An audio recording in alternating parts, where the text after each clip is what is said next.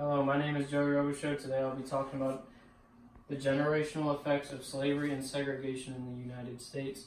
This is a huge debate almost every day in the United States whether these effects still hold in today's society and whether they still affect today's generation. Some people argue that it was 100 years ago, and others argue that African Americans should simply get over it. This is what I like to call the time argument. It's an argument where people try to say, oh, it happened so long ago, there's no way that it has effects on today, that people should just get over it, stop talking about it. But statistically, that just isn't true. Another argument used is the American dream argument. Here you see a line of workers getting a job because the American dream says that anybody can come from anything and become rich and wealthy and have a good life. This has been statistically proven that it is harder for African Americans to achieve this because of the history of slavery and segregation in the United States. Africans have always had it pretty hard. Their home country of Africa was constantly colonized for their resources. It was an easy target for the big European powers, especially during wars. It also served as military bases and easy pickings for resources, basically, and they enslaved people, and this is where America kind of got the idea to get slaves from Africa because Africa was picked on so much throughout history. A lot of people argue that Africans did sell themselves into slavery, but they leave out the part that African slavery was nowhere near what American and Caribbean slavery was. Slavery in Africa was it wasn't humane, but it wasn't nearly as brutal as it was in America. Even when slavery ended, African Americans still had a tough time. Segregation, Jim Crow, really bad times in America. Here you see separate lines for African Americans and white people. It was very hard to get jobs, education, and basic necessities for life. And during segregation and throughout the 1900s, there's a lot of lynching going on, especially in the South, because a lot of people still believed in slavery. It was extremely racist. So even if a black man was alone with a white woman, it was basically okay to lynch him. So slavery and segregation is still affecting today's African American population through access to education, lack of generational wealth, and housing. The first point is the educational difficulties. Slaves were not allowed to be educated unless it was religious instruction. The reason they did this is because they were scared that if the slaves became educated, that they can overthrow their masters.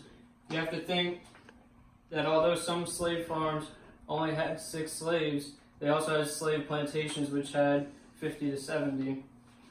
And if they became educated, they could have learned about the rebellions in Haiti, and they could have overthrown their masters. They also only taught them religious instruction to try and assimilate them into American culture because Africans had a different religion than the dominant Christianity that was in the United States. And the Americans saw these religions as sacrilegious and demonic. Here we see, through segregation, African American schools were much, much worse than white schools through books, whether it be buildings, the teachers, the pay, the funding. It was much, much worse. Here you see an all-white school, pretty normal classroom like you see today. And here you see the African American classroom. It kind of looks like a shack. They have a couple of posters hanging up. They're all kind of spread around, kind of close together, and it just doesn't look like a traditional classroom. And this is one of the main arguments. When you have a good education, it typically leads to a great job, which typically leads to generational wealth. If you don't have a good education, it is much harder for you to get a great job, especially in those times in the 60s and the 50s. That was almost paramount to get a great job.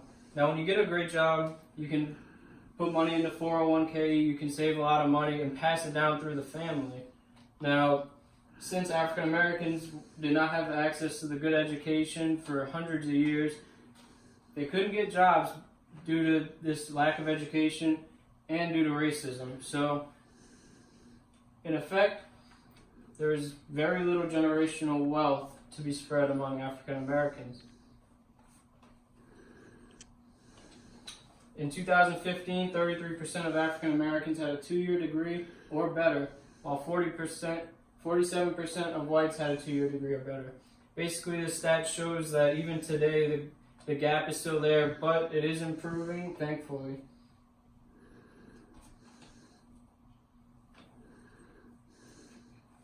This leads into the argument of generational wealth.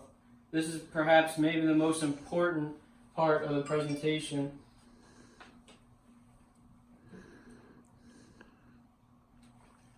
Many African Americans who were slaves weren't paid a single dime for their work.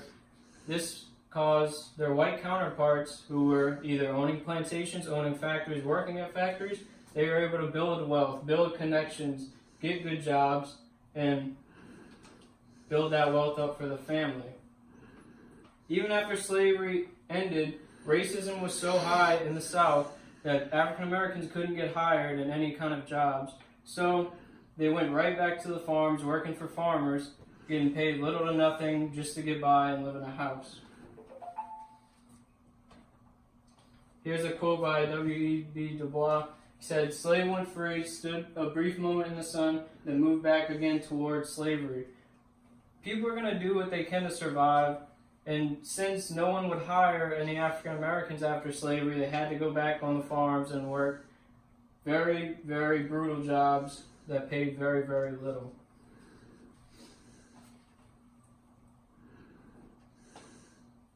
Eventually, getting into the 1900s, the Great Migration occurred. This is when it starts around World War I and goes through World War II. Basically, there's a lot of factories in the North.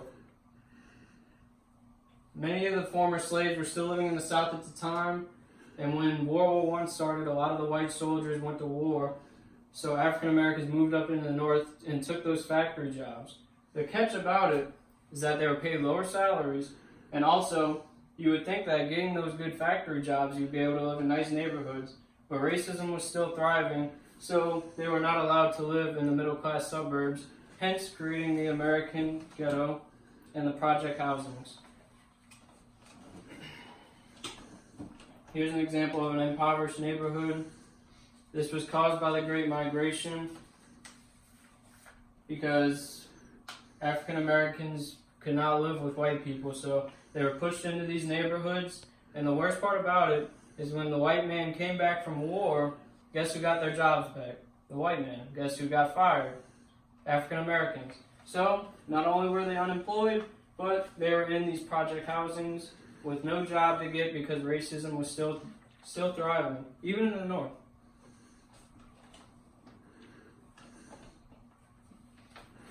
From the 1930s to the 1960s, it was extremely difficult and almost never happened that an African American would get housing loan. This was very popular during this time because a lot of white Americans were starting to really popularize the suburbs instead of living in urban areas. And to build these houses, you had to get a housing loan. The interesting fact about this is that FDR, although he was a great president, he ran his campaign based on helping African Americans and impoverished people, but he let this slide. He let banks go without giving African Americans loans. And just another fact, FDR's election is what turned African Americans to the Democratic Party.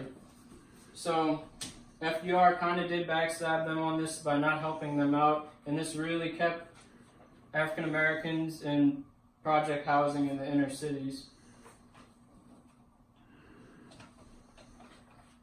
As recent as 1967, a third of the black population was below the poverty line. That's a huge number. That's millions of people just to be living under the poverty line. And according to the 2014 census, in 2014, 46% of black families with children headed by a single black woman was in poverty. This is significant considering more than half of all black families with children are headed by a single woman. This proves how bad it is to be in these project housing, because it is not good to be raised in such an environment, and 55% of these families are raised in said environment. So that kind of goes against the American dream argument, because how can you say that anybody can come up from anything, but 55% of the population is way under? So the time argument. It happened hundreds of years ago, but in reality, this has been going on almost to this present day. As lately as the 90s, there's been institutional racism, police brutality. It's all proven. There's statistics behind it, and there's deep investigations behind it. I'm not here to say that everyone is bad and everyone is racist, but this is still happening today.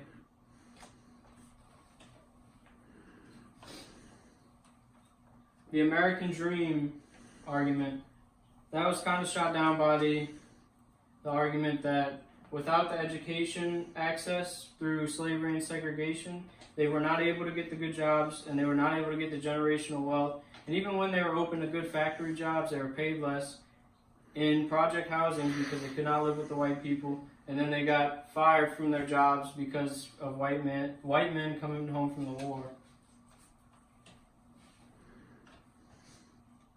And the culture argument, I didn't touch on this too much, but a lot of people say that the reason African American conditions are like they are is because of their culture.